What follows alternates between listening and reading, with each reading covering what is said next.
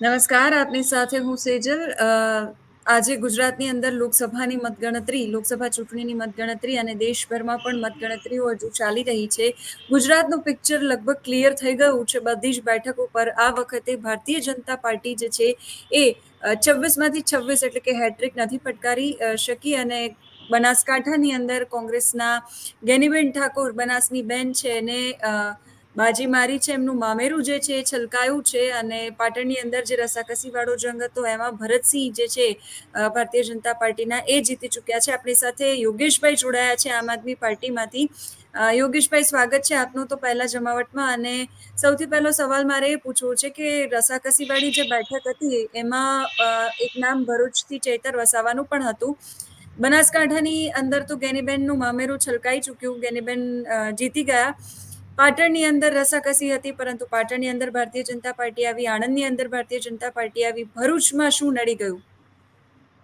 ભરૂચમાં આપણે સૌ જાણીએ છીએ કે છેલ્લા 6 ટર્મથી મનસુખભાઈ વસાવા ત્યાં 30 વર્ષથી સાંસદ તરીકે પોતાનો પગદંડો જમાવીને બેઠા છે. એમના મૂળ સ્વભાવ પ્રમાણે એમની તાનાશાહી અને ગુંડાગર્દી અધિકારીઓ પર જે રીતે વરસાવી રહ્યા છે, એટલે સ્વાભાવિક એક વાત તો એ થઈ કે ત્યાં એમને પ્રશાસનનો પૂરો દુરુપયોગ કરવામાં કશું કઈ ખામી બાકી રાખી નહીં હોય.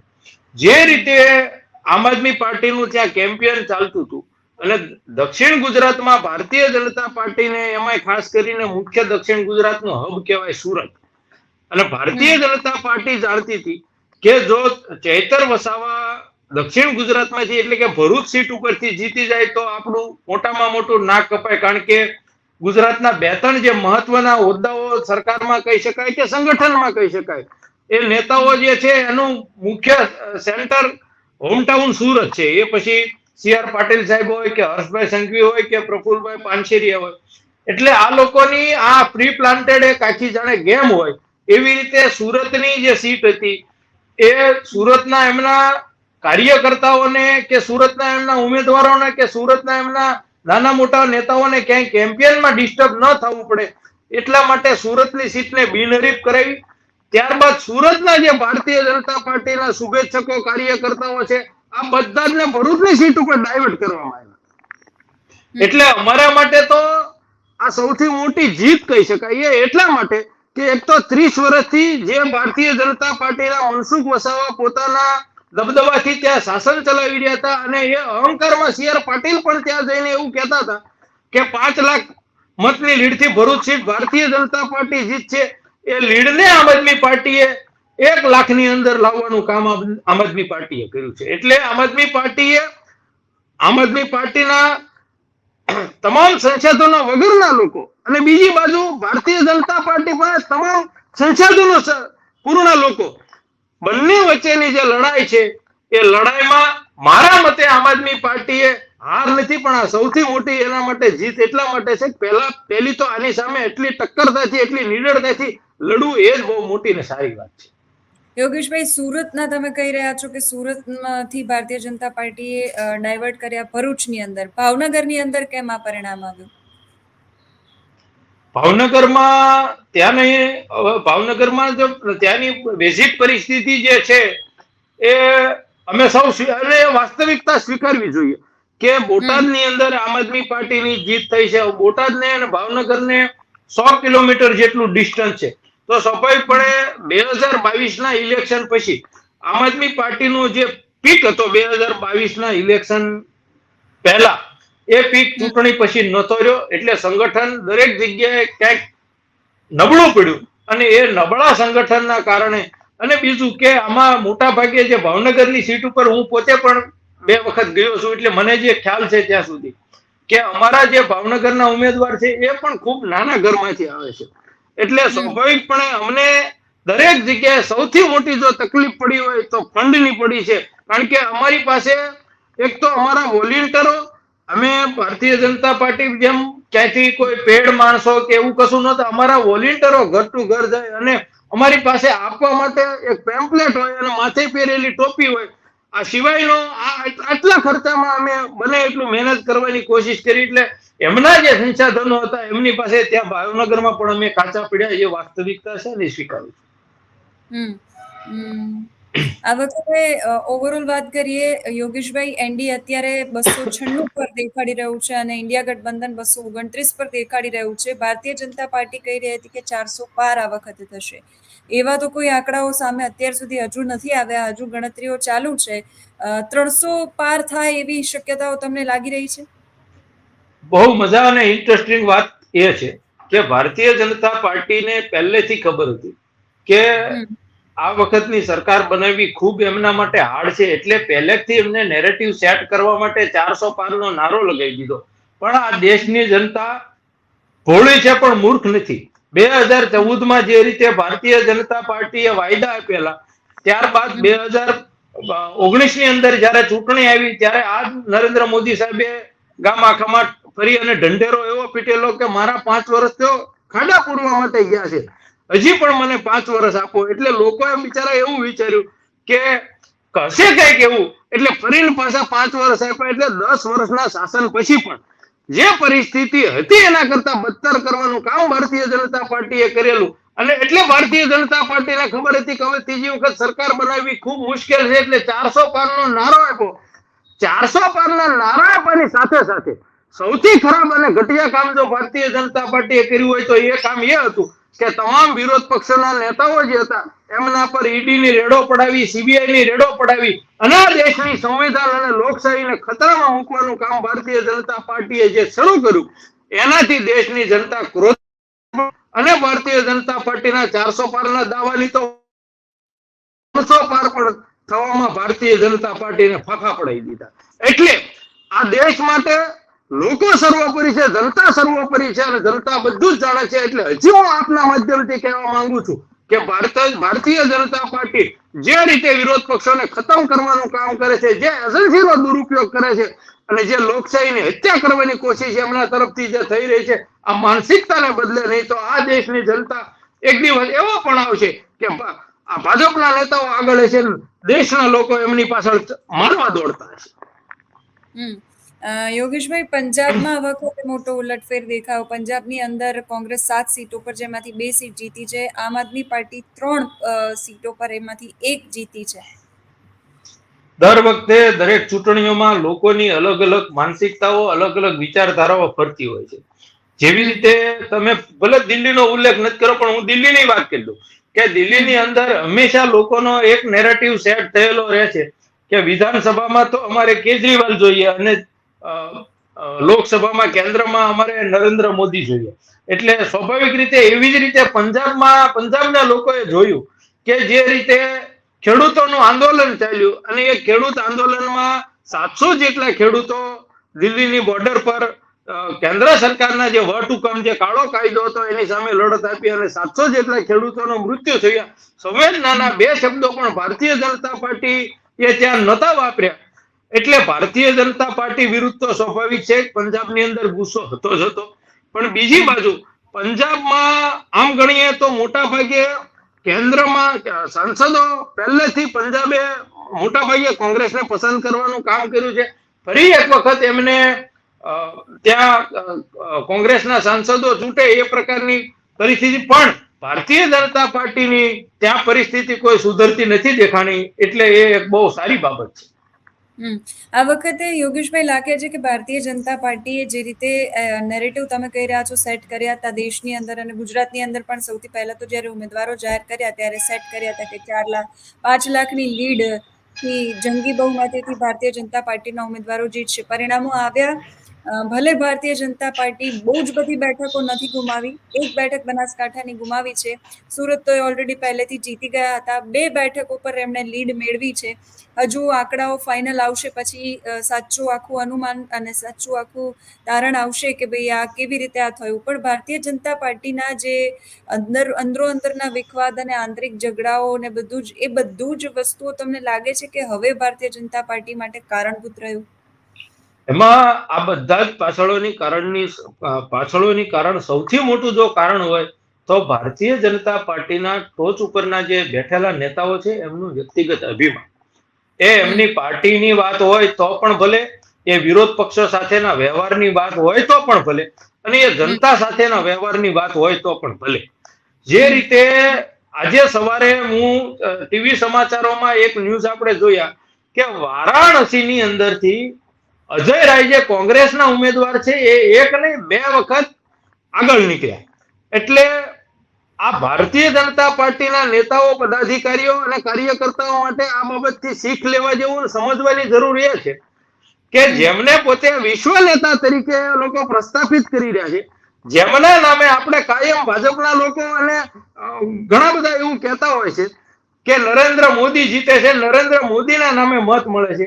એ નરેન્દ્ર મોદીને પણ એમની ઓમ બેઠક એટલે કે વારાણસી બેઠક ઉપરથી 2 વખત પાછું પડી જવું પડતું હોય એમ નરેન્દ્ર મોદી માટે અને ભારતીય જનતા પાર્ટી માટે શરમજનક અને આઘાતજનક બાબત કહેવાય કે પ્રધાનમંત્રી કક્ષાના ઉમેદવાર જેને વિશ્વ નેતા તરીકેના ભારતીય જનતા પાર્ટીના લોકો ડંકો વગાડતા હોય એવી વાત કરી રહ્યા હોય અને એ 2 વખત એ પાછળ રહી જાય.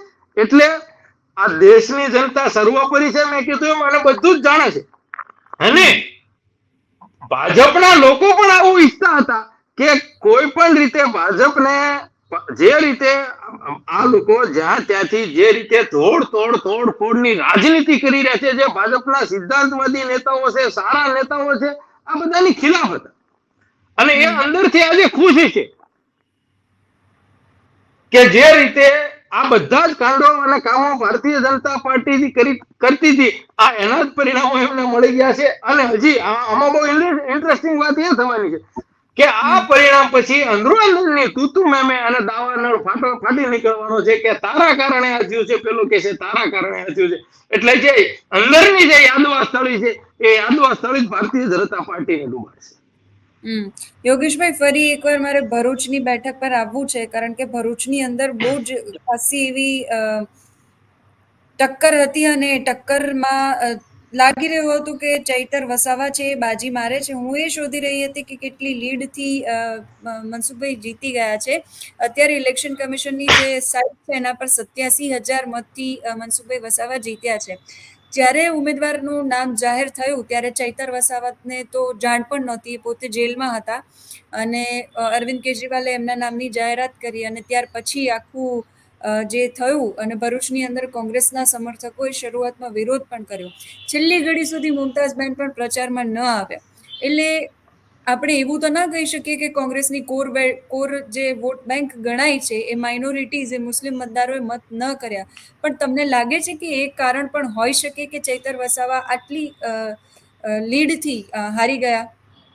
નહીં, એમાં 1-2 કારણો એવા જવાબદાર છે કે પહેલી વાત તો ચેતરભાઈ વસાવા જે રીતે ભરૂચ લોકસભામાં પોતે ફરતા હતા અને કામ કરીને જે રીતે પ્રચાર કરતા હતા, તો એમની જે લોકપ્રિયતા વધતી હતી અને એને અટકાવવા માટે ભારતીય જનતા પાર્ટીએ એમને એનકેન પ્રકારે કોઈ પણ ખોટા કેસોમાં ફસાવી અને 1-2 મહિના જેવું, લગભગ 48 દિવસ જેવું જેલમાં ધકેલવાનું કામ કર્યું. એટલે સ્વાભાવિકપણે 48 દિવસ એટલે ટૂંકો ગાળો ન કહેવાય.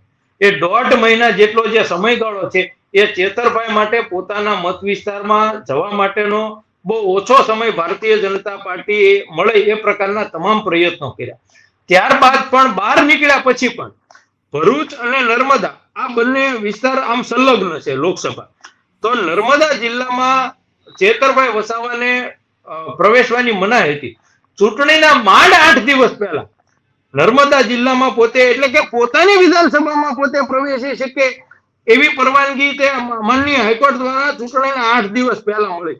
એટલે મૂળ વાત એ છે કે ભારતીય જનતા પાર્ટીએ ચૂંટણી પ્રચાર રોકવા માટે, ચેતર વસાવાને હરાવવા માટે તમામ પ્રકારના શામ દામ દંડ ભેદ અને હથકંડા જે અપનાવ્યા, એ હથકંડાઓ અપનાવવામાં એ પોતે સફળ રહ્યા. અને મેં તમને કીધું કે એ જે હથકંડાઓ એમના જે હતા અમારા ઉપર જે પ્રતાડિત કરવામાં આવ્યા હતા, જે પ્રચારથી દૂર કરવા માટે જે સત્તા અને કાયદાનો જે દુરુપયોગ કર્યો હતો એ અમને ખૂબ વધારે નડ્યો એવું મને લાગી રહ્યું છે. ગુજરાતની અંદર આ વખતે ઇન્ડિયા ગઠબંધન અંતર્ગત ચૂંટણી લડાઈ રહી હતી. 2 બેઠક પર આમ આદમી પાર્ટી અને બાકીની બેઠકો પર કોંગ્રેસે ઉમેદવારો ઉતાર્યા હતા. આ વખતે જે રીતે કોંગ્રેસના ઉમેદવારો હોય, ગેનીબેન હોય કે પછી ચંદ્રનજી હોય, જે રીતે ફાઇટ ટફ આપી છે, તમે શું માનો છો એ મુદ્દા પર? મને એવું લાગી રહ્યું છે કે સ્વાભાવિકપણે ગુજરાતની એક થોડીક તાસીર અને ભારતીય જનતા પાર્ટીના લોકો ક્યાંય ન પહોંચે તો છેલ્લે એવી વાત ઉપર આવીને ઉભા રહી જાય છે કે ગુજરાતના બે પનોતા પુત્રો નરેન્દ્રભાઈ અને અમિતભાઈ, આ બંને ગુજરાતના બે પનોતા પુત્રો દિલ્હીમાં છે, તો આપણે એમને સપોર્ટ કરવો જોઈએ. તો સ્વાભાવિકપણે એક ગુજરાતી તરીકે મને અને તમને પણ થોડુંક મનમાં વિચલિત થાય કે ચાલો આ વખતે કેન્દ્રમાં આપણા ગુજરાતના બે લોકો જતા હોય તો મત આપીએ.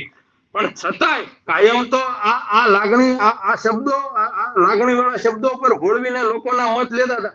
પણ લોકોએ એ વાત પણ ગુજરાતના લોકોએ એ વાત પણ પકડી કે માત્ર ગુજરાતના વ્યક્તિઓ હોવાથી ગુજરાતના ઘણા બધા એવા કામો છે, ઇવન ઘણા બધા કામો યુપીએ સરકારમાં જે ગુજરાતના થતા હતા એ આ નરેન્દ્ર મોદીજી એટલે કે ભારતીય જનતા પાર્ટીની સરકાર આવવાથી નથી થયા. તો પછી ભારતીય જનતા પાર્ટી આ પ્રકારની વાત કરીને માત્ર ને માત્ર લાગણીના નામે છેતરપિંડી કરે છે. બીજી વાત કે ગુજરાતના લોકો ખૂબ ધાર્મિક પ્રવૃત્તિમાં માનવા વાળા છે અને આપણે સૌ જાણીએ છીએ કે ભાજપના લોકો જ્યારે હારવાના હોય ત્યારે છેલ્લે હિન્દુ મુસ્લિમ ઉપર આવી જાય, મંદિર મસ્જિદ ઉપર આવી જાય અને એમાંથી બાકી રહે તો ધર્મગુરુઓ અને ડાયરાના કલાકારો પાસે મતદાન ભારતીય જનતા પાર્ટી બાજુ, સનાતન ધર્મ બાજુ, હિન્દુ બાજુ મત આપવાની અપીલ કરાવે. એટલે જે એમનો જૂનો પુરાણો પરંપરાગત ધંધો છે એ તો એમને આદરી દીધો, છતાંય પણ ગુજરાતની જે કઈ અંશે જાગૃત જનતા હતી એમને એની વાતમાં નહીં આવી અને કોંગ્રેસને મત આપ્યો. અને એમાં કોંગ્રેસે આ વખતે ખૂબ સરસ કાઠું કાઢ્યું, ઇન્ડિયા ગઠબંધનને ખૂબ સારી એવી ગુજરાતમાં ટક્કર આપી છે. અને આવી રીતે ગુજરાતના લોકો જાગૃતિ લાવે તો જે ભારતીય જનતા પાર્ટીની 420ની છેતરપિંડીની જે કાયમની પરંપરાગત જે એમની આદત છે એ બદલાઈ જાય. આભાર યોગેશભાઈ જમાવટ સાથે જોડાવા માટે.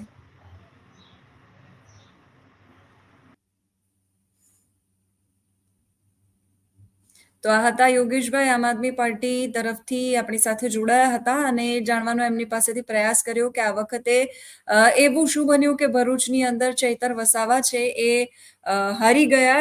50,000 મતની લીડથી જીતવાનો દાવો ઈસુદાન ગઢવીએ પણ કર્યો હતો ઇલેક્શનના ગણતરીના એક દિવસ પહેલા, અને ગઈકાલે જ્યારે અમે વાત કરી ત્યારે પણ એમને દાવો કર્યો હતો. એમના સમીકરણો, એમની ગણતરીઓ એ બધું બરાબર હશે, પણ જનતાનો જનાદેશ પણ આવ્યો છે અને એ પણ શિરોમાન્ય રાખવો પડે ને એટલા જ માટે ભરૂચ અને ભાવનગર, જ્યાંથી આમ આદમી પાર્ટીના ઉમેદવારો લડી રહ્યા હતા, એ બંને બેઠકો પર આમ આદમી પાર્ટી જે છે એને હાર થઈ છે. આમ આદમી પાર્ટી ઇન્ડિયા ગઠબંધનની આમ તો હાર થઈ છે 2 બેઠકો પર, પણ બનાસકાંઠાની અંદર ગેનીબેન ઠાકોરે જબરો માહોલ બનાવ્યો અને જુનૂન સાથે લડ્યા અને જીત્યા પણ.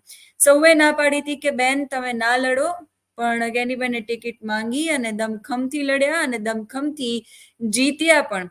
ઇલેક્શન કમિશનની જે સાઇટ છે એના પર બતાવી રહ્યા છે 33,000, હજુ ફાઇનલ આંકડો આવવાનો બાકી છે, પણ 33,000 મતની લીડથી ગેનીબેન ઠાકોર છે એ જીત્યા છે.